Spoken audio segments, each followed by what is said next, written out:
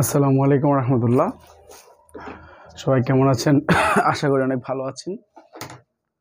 তো আজকে আমি ভয়েস চেঞ্জ নিয়ে আলোচনা করব। তো ভয়েস চেঞ্জ নিয়ে আলোচনার আগে একটু কথা বলি। আমাদের প্লে লিস্টে ভয়েস চেঞ্জ বেসিক থেকে অ্যাডভান্স, একদম বেসিক থেকে অ্যাডভান্স, যাদের যে কোনো ক্লাস যে ভয়েসের দরকার হবে সেই ওইখান থেকে প্লে লিস্টে গিয়ে ভয়েস সম্পর্কে সে কী করতে পারবে, ক্লাস করতে পারবে। তো আজকে আমি প্রেজেন্ট ইনডিফিনিট টেন্সের ভয়েস একটু দেখাবো আর ছোট ছোট করে ভিডিওগুলো দেবো ইনশাল্লাহ।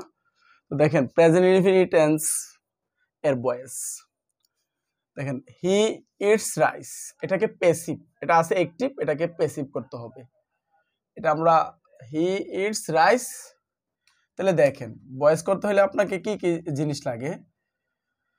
সাবজেক্ট লাগে, ভার্ব লাগে, অবজেক্ট লাগে। তো ভয়েসের যে নিয়মটা, অবজেক্টটাকে, এই যে এটা হচ্ছে অবজেক্ট, এই অবজেক্টটাকে কি করব আমরা সাবজেক্টে, এই অবজেক্টটাকে আমরা সাবজেক্টে নিয়ে আসব। রাইস ইজ অবজেক্ট, এই অবজেক্টটাকে আমরা কি করব সাবজেক্ট রূপে নিয়ে আসব।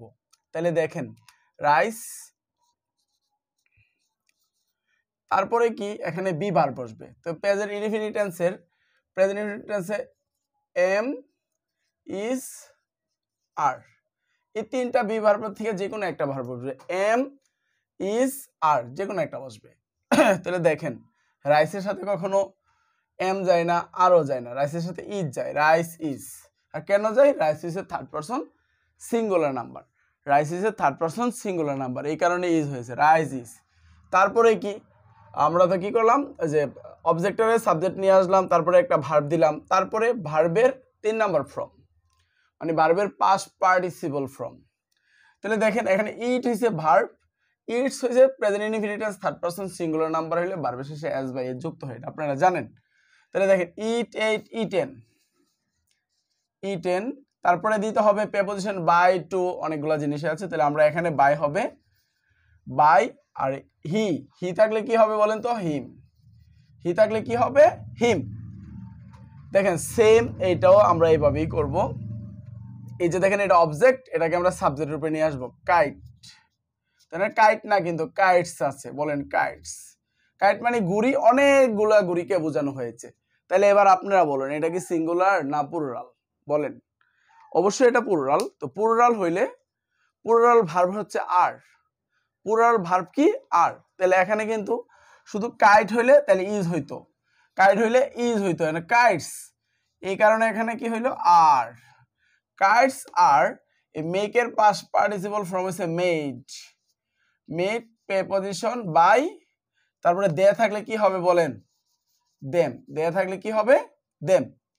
আচ্ছা এখন দেখেন এটাও সেম, এই যে অবজেক্ট, অবজেক্টটাকে আমরা সাবজেক্ট রূপে নিয়ে আসবো। দে, দে, দের সাথে কি হয়? ইজ কি কখনো হয়? কখনো হয় না, এমও হয় না। দের সাথে আর হয়, they are, they are, they are help, helped, 3 number form, হেল্পের past participle help, preposition by, you থাকলে তো ই হবে, ইউ থাকলে ই হবে।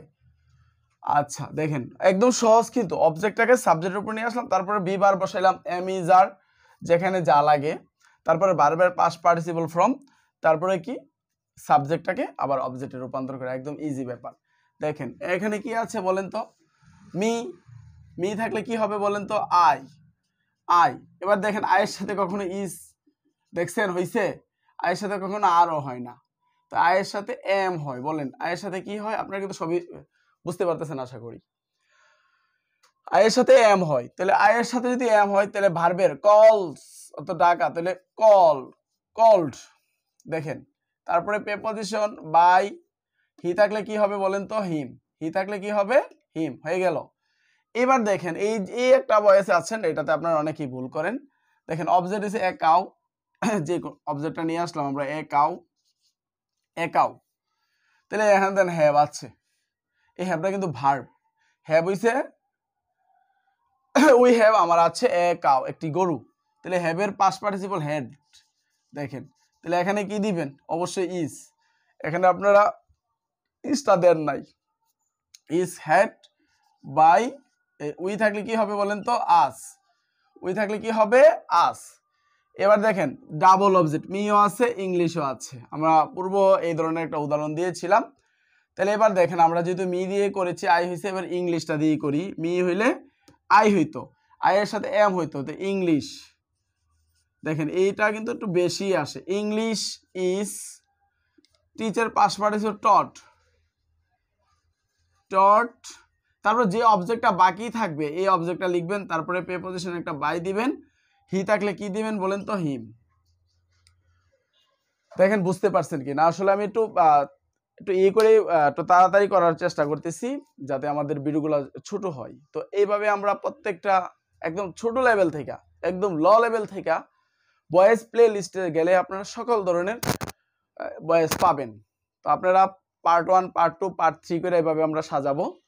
তো আমার রিকোয়েস্ট থাকবে, আসলে এটা বলি না আপনাদের, যেহেতু আমি কাজ করতেছি, আপনাদের ভালো লাগলে অবশ্যই একটা লাইক করবেন, একটা কমেন্ট করবেন, একটা শেয়ার করবেন, বন্ধুদের সবাইকে জানাবেন।